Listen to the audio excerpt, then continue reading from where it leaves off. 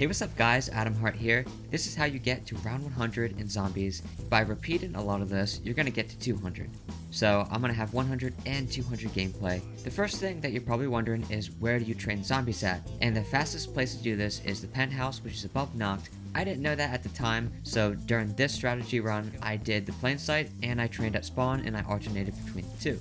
Now I'm gonna go over some really good tips with you guys to help you on your run. So let's get straight into the most important one, which is armor. This is how you repair armor mid-round. This has really helped me get to high rounds, guys.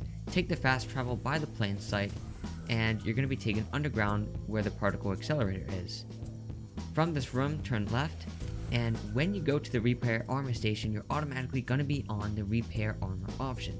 Then take this fast travel right here to go back up to the top and go back to your training area, and you can easily get there by going up these stairs. And when you need to repair your armor again, you know what to do. To repair armor, it costs this one right here. You can also tell because on this screenshot, you can see the cost right there and you see how much money you have right there. The icons look very similar to me, so I found this very confusing. So take a picture of this with your phone if you want to, and use this as quick reference. Now, what's the best element for the wonder weapon? I'm gonna rank them all in order, from the best to the worst in my opinion. The best is Electrobolt. Number 2, Cryo. You can freeze the Megatons and then rip them up with a chopper gun if you want, but also just freeze them down to get them off your back while you're fighting. Number 3, Thermo. It does decent damage, it's not the best, it's not the worst. And number 4, Nova 5. Yes, it's good for camping, but it just sucks against zombies in general, I'd say. Now let's get into field upgrades. Right now, I'm using the Aether Shroud field upgrade. Now, I'm using this for offense, although you can use this for defense as well if you get stuck. And I'm gunning down zombies while I'm in the Aether. As soon as I get out of the Aether, I'm going to use the chopper gunner. Now notice that I don't actually have the field upgrade right now, but after getting some kills with the chopper gunner, I now have my field upgrade back. So you basically get your field upgrades back after you get kills, and the fastest way to do that is the chopper gunner. Moving on to the next tip, C4 will knock them down in the high rounds, won't kill them. It takes 2 to do that, but it's still useful because it can slow the pace down and get pressure off of you. There's a max of 3 C4 at a time. I place a 4th one down and it blows one up, which scares the crap out of me. Ever wonder what happens to the Mayak in the Aether? Stop wondering. Nothing happens. He drops absolutely nothing, even though it's really hard to kill him.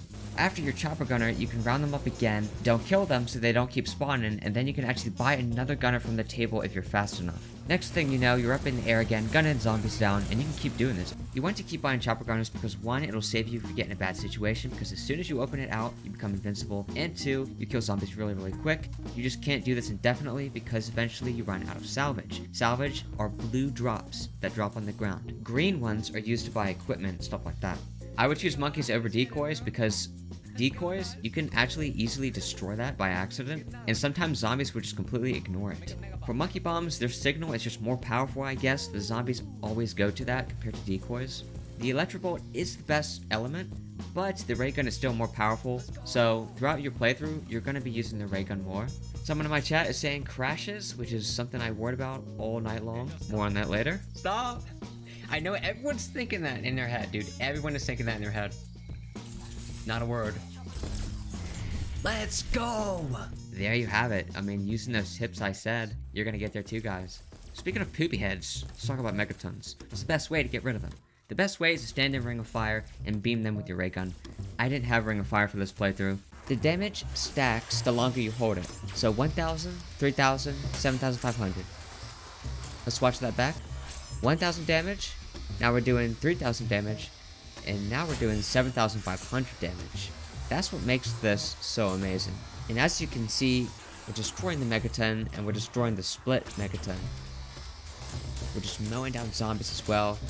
It's really useful to have in the high rounds. You can also pair this with the Ring of Fire, and as you can see, it's round 109, and look at the damage I'm doing to these guys. The next thing I would say is round up all the zombies, don't kill them, and just keep taking shots at the Megaton until he dies. By not shooting the zombies, they don't keep respawning, and that's where you're gonna die, when they start respawning in. Because I've had that happen a lot, where a Megaton suddenly rushed me, because they do that when they get close to you, and then you're vulnerable to zombie attacks. But basically, that's how you just get rid of them, and if you have a chopper gunner, use that. Now the problem there is all the zombies try to hide when you do that, so try to use that in the middle, so they take a while to get to any entrance they're trying to get into. Here's another thing I did. I actually froze him with my ice, and then I opened up my chopper gunner, and it actually worked. But I think I would be better if I upgraded a Tundra Sniper the whole way, and I used Ring of Fire, because then he becomes a one-shot if you headshot him. Or at least use the ray gun. So I wouldn't have the ice element as my secondary, but you can do that if you want. When you're training in spawn, you always want to start in the area that's not as safe, which is basically near the table, because it's more claustrophobic over there. Everything's closer together. So start over there, and as the round starts and zombies start coming in, run toward the tank, run toward that big open area where all the trees are, because you have more space to evade the zombies then. It's just a little tip. Only go toward the table if you have to. That's like a backup area, but most of the time you want to train at the open space, so basically where the pond is in the middle and the tree area to the right of it. Even though this playthrough is slower, it's so much safer because I have two backups. I have a chopper gunner I can pull out, and I have the Aether shroud if I get in a bad situation. This is more like a strategy if you really want to secure those high rounds, but you're willing to put in some time. Typically I ran stims, and they actually saved my life a bunch of times throughout this. Now this next tip I explained live while playing this, but to hear me better, I decided to mute the game audio and explain it here. So during Instakill, I've actually gone down a couple times because I'm using my wonder weapon. The thing is, with the Electrobolt and with ice, it'll actually kill them a little slower compared to sucking the zombies in during Instakill. For some reason, when you shoot that bolt out, it won't kill them right away, especially when there's a crowd of zombies. Their bodies start to fall on top of each other. Since the body won't disappear right away, it actually won't instantly kill the zombies behind them because their bodies are blocking it. And that's got me killed. So just be careful, guys. You actually want to use up a bunch of your ammo in your wonder weapon, so when Instakill comes, you're ready to suck them in with that. That's if you're using the wonder weapon as your secondary. Returning to spawn, now it's 171.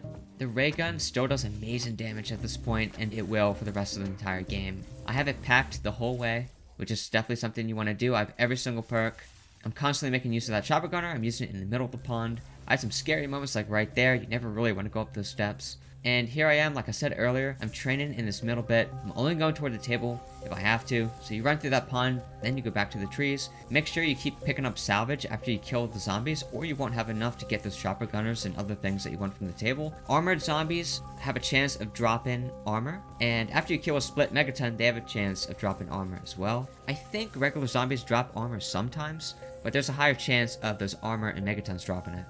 Throughout my game, I made use of a lot of equipment that was on the floor, such as decoys. When I trained in the plane area, I often went to the side of the plane and just took them all out as they ran at me in single file. Went over the top, and then I went on the plane wing, and I would just keep shooting them and backing up on the wing, and then I would fall off and repeat. And here's a situation where I have Instakill, but I almost go down, so just really be careful during Instakill, guys. The ammo got maxed out, so I couldn't suck up the zombies anymore. Round 193, we are back at the plane area, and I'm having some fun using the wonder weapon here, just because I haven't used it in a while. But really, you just want to keep the ray gun out. That's what's going to kill them faster.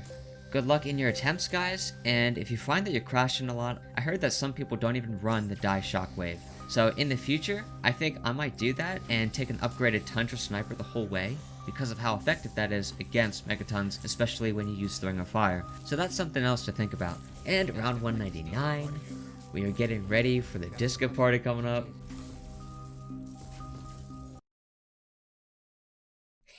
Just kidding. But that really did happen later on, at 205. We did it. Thank you.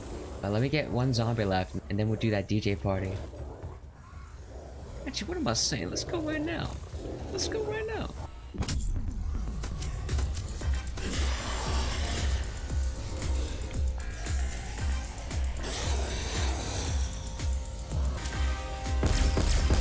Oh, that was my guess. For those of you that don't know, after this, they drop the crate on the floor and you get free loot. I decided to come back for that a later round because there were still zombies on the map. When I came back, that crate was gone. So eventually it does disappear. So just open it as soon as you see it. Everyone watching this YouTube video, thank you so much for watching my attempt. I love you guys. Thank you so much for watching. And if you want to play zombies with me, I'm on Twitch, AdamHartGaming.